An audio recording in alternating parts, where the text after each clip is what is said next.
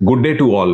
Your investments are not giving expected returns. Are you worried about your financial goals? आपके जो गोल हैं वो कैसे अचीव होंगे? Myself Namit Kumar Chaudhary, financial and management consultant. हम अपने इन्वेस्टमेंट को डाइवर्सिफाई कैसे करें, इस पे डिटेल में समझेंगे। Across the class, across the industry, if possible across the geographical areas, कैसे हम अपने इन्वेस्टमेंट को स्प्रेड करें सो दैट रिस्क मिनिमाइज हो और रिटर्न्स की पोटेंशियल मैक्सिमाइज हो। तो चलिए स्टार्ट करते हैं। पहला स्टेप डाइवर्सिफिकेशन में है, आपको डिफरेंट एसेट क्लास में इन्वेस्टमेंट करनी है। अगर हम डिफरेंट एसेट क्लास की बात करें तो हमने जाना है कि कितने तरीके के एसेट क्लास होते हैं। उन सब में हमें सिस्टमैटिक तरीके से अपने फंड की अवेलेबिलिटी के अकॉर्डिंगली प्लान्ड वे में इन्वेस्ट करना है, सो दैट कि अक्रॉस इंडस्ट्री और अक्रॉस द एसेट क्लास से रिलेटेड जो भी रिस्क हो उसको हम मिटिगेट कर सके। अब डिफरेंट एसेट क्लास में आपके स्टॉक्स आते हैं, बॉन्ड्स हो गए, रियल एस्टेट, कमोडिटीज हो गई और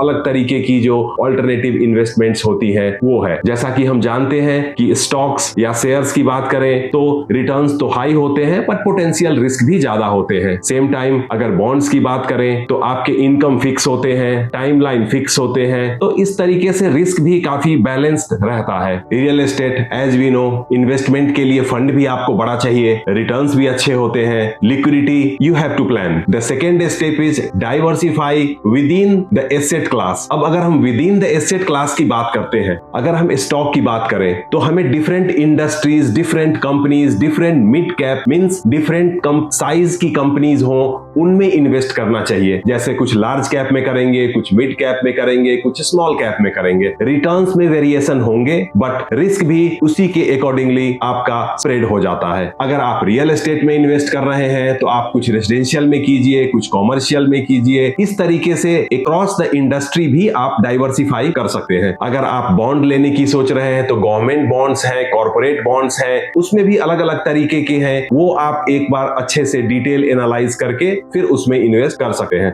थर्ड स्टेप है ज्योग्राफिकल डाइवर्सिफिकेशन। ज्योग्राफिकल डाइवर्सिफिकेशन भी आपके इन्वेस्टमेंट को डाइवर्सिफाई करने में बहुत हेल्प करता है। जैसे फॉर एग्जांपल ले, अगर आप स्टॉक भी ले रहे हैं, आप शेयर में इन्वेस्ट कर रहे हैं तो ऐसी कंपनी में इन्वेस्ट करें जिनका ऑपरेशंस डिफरेंट ज्योग्राफिकल एरियाज में हो। So at one point of time सारे ऑपरेशंस एक साथ बंद नहीं हो सकते हैं। कहीं सेल्स हाई है, कहीं सेल्स लो है, मींस एक कंपनी जो अपना इंडिया में भी प्रोडक्ट सेल कर रही है, यूरोप में भी कर रही है, यूएस में भी कर रही है, तो हर मार्केट से उनका रिवेन्यू ग्रोथ अलग होगा, प्रॉफिटेबिलिटी अलग होगी। तो इस तरीके से भी आप पिक कर सकते हैं, एनालाइज कर सकते हैं। अगर हम रियल एस्टेट की बात करें तो instead of just putting all investment in one city, जैसे गुड़गांव में आप सारा इन्वेस्ट करते हैं, उससे बेटर है कि आप गुड़गांव में भी करें, थोड़ा सोनीपत में, थोड़ा रेवाड़ी, मतलब नियर बाय ज्योग्राफिकल, या अगर पॉसिबल है तो डिफरेंट सिटीज में भी करें, क्योंकि डिफरेंट सिटी में आप करेंगे तो आपका इन्वेस्टमेंट डाइवर्सिफाई होगा। The fourth step is sector diversification. Sector diversification भी बहुत जरूरी है। अगर आप शेयर में इन्वेस्ट कर रहे हैं तो डिफरेंट सेक्टर्स में अपना एलोकेशन रखें। टेक्नोलॉजी हो गया,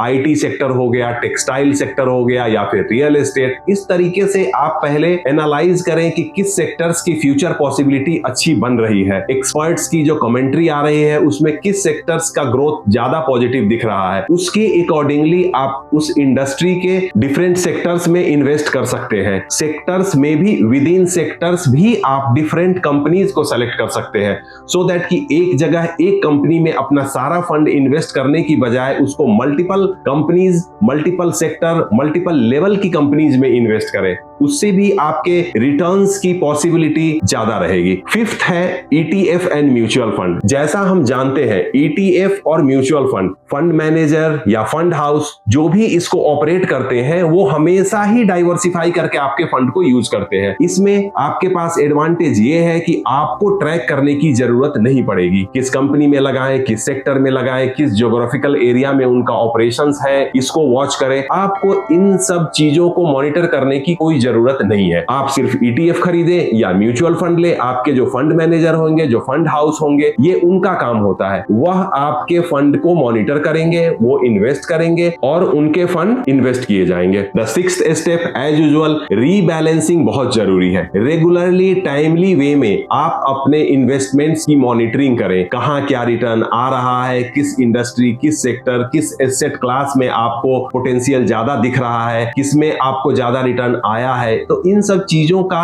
एनालिसिस एंड मॉनिटरिंग बहुत जरूरी है। अकॉर्डिंगली अगर आपको लगता है तो थोड़ा बहुत आप रीबैलेंसिंग कर सकते हैं। सारा एग्जिट नहीं करें, बट हाँ, एक पोर्शन आपने सेल कर दिया, फिर कुछ और ले लिया, तो इस तरीके से आप रीबैलेंसिंग का यूटिलाइजेशन कर सकते हैं। सेवेंथ पॉइंट इज, आप हमेशा कोरिलेशन पे नजर रखें। कई बार एक इंडस्ट्री ऊपर जाती है तो दूसरी इंडस्ट्री नीचे आती है, एक इंडस्ट्री नीचे जा रही है तो दूसरी इंडस्ट्री ऊपर आएगी। जैसे अगर हम शेयर मार्केट की बात करें और कमोडिटी मार्केट की बात करें, तो शेयर मार्केट जब भी वोलेटाइल होगा, जब भी रिस्क ज्यादा होगा, तो ऑन एन एवरेज आप देखेंगे गोल्ड प्राइस ऊपर जाता है। तो आप इस तरीके से इन्वेस्टमेंट को बैलेंस करें सो दैट कि अगर शेयर मार्केट नीचे भी जा रहा है तो आपके पोर्टफोलियो में जो आपने गोल्ड का ETF ले रखा है वो आपका ऊपर जाएगा। तो इस तरीके से एक इंडस्ट्री को दूसरे इंडस्ट्री से कोरिलेट करके भी आप एनालाइज कर सकते हैं और फिर इन्वेस्टमेंट का प्लान बना सकते हैं। Now to conclude, diversification of fund is very important. आप अच्छे तरीके से डेटा एनालाइज करके, डेटा कलेक्ट करके पहले आप एक प्लान करें, फाइनेंशियल गोल सेट करें और फिर अपने फंड को डाइवर्सिफाइड तरीके से इन्वेस्ट करें। इनिशियली आपके पास जितना भी फंड है उसका आप परसेंटेज कैलकुलेट करें, 10%, 20% according to your risk appetite, और अकॉर्डिंगली हर